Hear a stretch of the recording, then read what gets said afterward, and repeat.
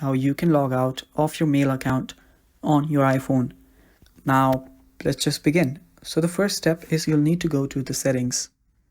Now, after you're on your settings, just scroll down till you find mail. Now it's right here. Now, before I teach you guys what to do next, if you are new to our channel, head down below and hit the subscribe button so you don't miss out on our future videos. Also press the bell icon so you get notified when we release our new videos. Now, let's continue. So now here you will see the accounts option right here. Tap on accounts. Now under accounts, you will see all of your accounts. It could be your iCloud, it could be your Gmail, or so much more.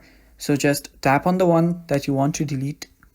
And after you've tapped on it, you will see on the bottom, just scroll down and you'll find the sign out option.